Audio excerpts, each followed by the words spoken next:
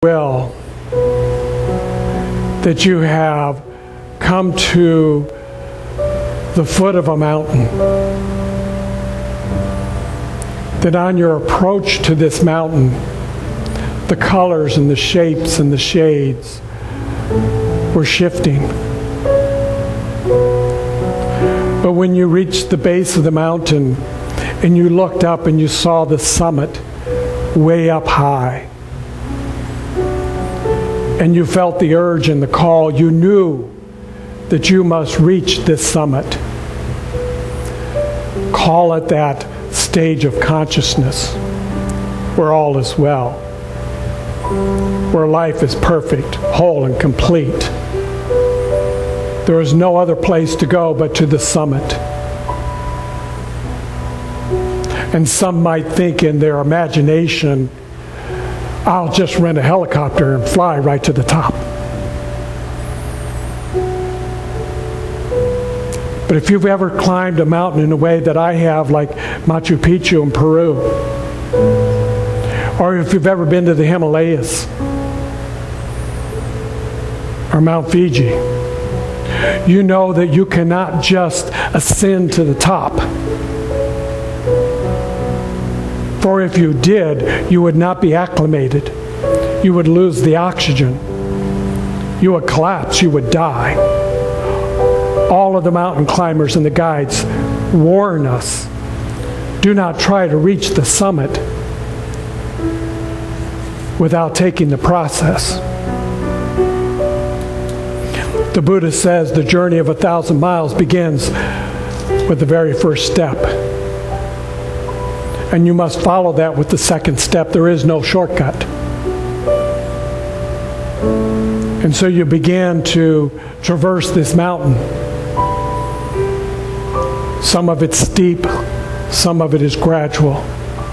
Sometimes you reach a height and then you have to go down into a valley in order to begin the climb up again. This is all necessary. This is how you acclimate. This is how you bring your body to understand the amount of oxygen that's being brought in so that you are clear thinking. You've reached a base camp. This is where everybody begins. And you know you can't go to the next level until you have your supplies. If you leave without your supplies, you will arrive at the next station and nothing to eat or drink, and you will perish and die. The only way to survive that is to climb back down. You have to return back to where you started. If you want to keep moving forward, you have to do it in a process, in a step-by-step way. Life is exactly this way. If you want to reach the summit, if you want to reach a higher level of consciousness, you have to do it in a very conscious and methodical way. There are no shortcuts. Begin right where you are. To know the truth of who you are. To take each step. Don't measure it by where somebody else is. This is not about competing with others or measuring yourself against others. This is about knowing who you are. Right here, right now. This is where you begin. This is where you start. And so in this moment, you know your perfection. You know that you are a spiritual being. You know that you are on the path. And everything is well. And so if you would, repeat after me. There is only one life. And this life is perfect. And this life is God's life. And this life is my life now. And so it is.